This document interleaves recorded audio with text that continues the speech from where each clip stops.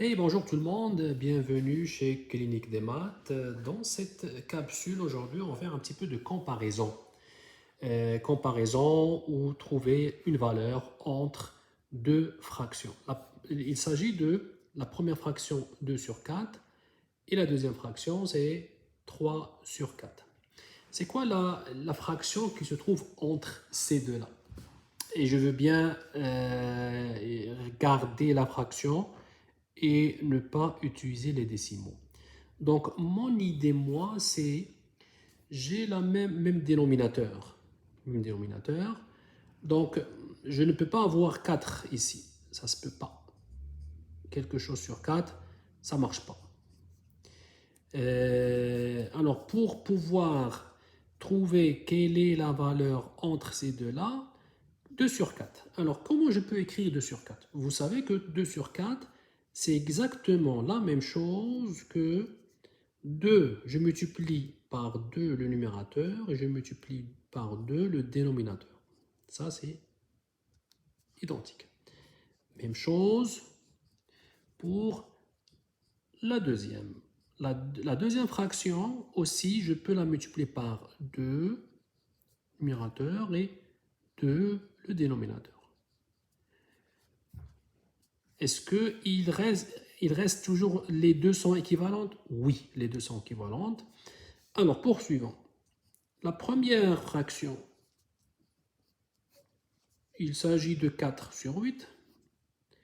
Et de la deuxième fraction, il s'agit de 6 sur 8. Maintenant, quand je vais trouver cette valeur-là, ça va être entre 4 sur 8 et 6 sur 8. C'est quoi la valeur entre les deux? C'est ça, 5 sur 8. Et voilà comment je suis passé de la fraction avec un dénominateur vaut 4 à une fraction avec un dénominateur qui vaut 8. Donc, qu'est-ce que j'ai fait là? J'ai élargi un petit peu le segment. Le segment, je vais l'écrire ici. J'ai élargi le segment 2 sur 4 et 3 sur 4. Ce segment-là, qu'est-ce que j'ai fait? Je l'ai élargi et je l'ai trouvé le segment 4 sur 8 et 3 et 6 sur 8. C'est ce que je viens de faire.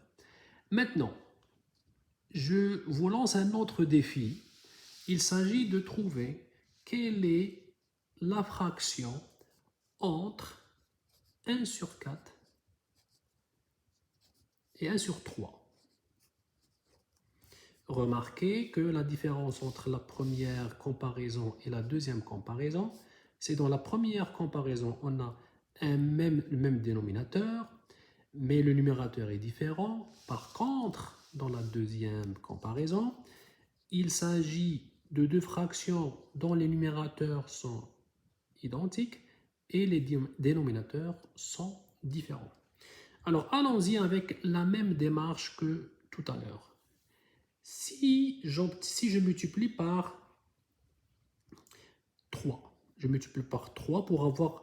Le but, c'est d'avoir le même dénominateur. Donc, je multiplie la première fraction par 3.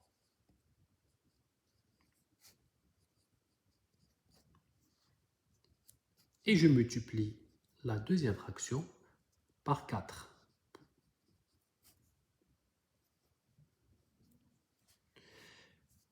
La première fraction, elle est équivalente 9 sur, ou est égale 9 sur 12. Et la deuxième, il s'agit de 4 sur 12.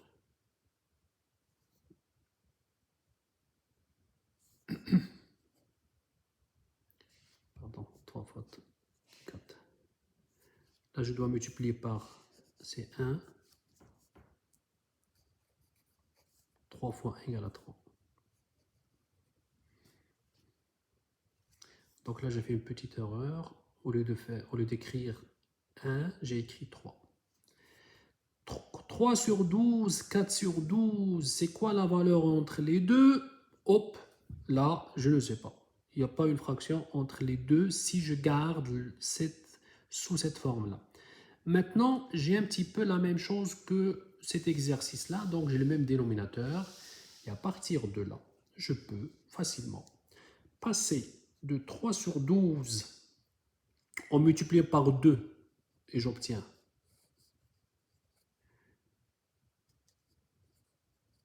en multipliant par 2. La deuxième fraction, je la multiplie elle aussi par 2.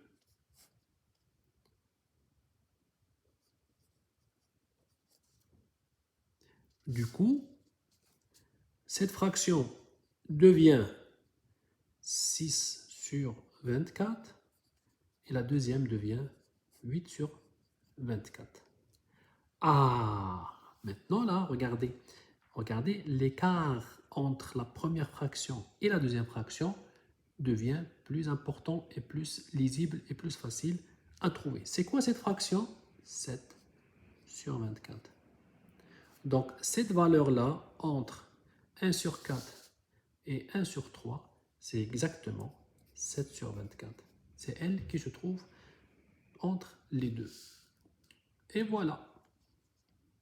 C'est un petit exercice très intéressant que j'ai beaucoup aimé partager avec vous. Si vous avez des questions, n'hésitez pas à me les poser. Si vous avez des commentaires aussi, envoyez-moi vos commentaires, écrivez-les, ça me ferait un grand plaisir de les lire. N'oubliez pas de vous abonner si vous n'êtes pas encore pour être un membre de mes abonnés et m'encourager aussi à ce projet-là. Merci beaucoup et à la prochaine. Bye.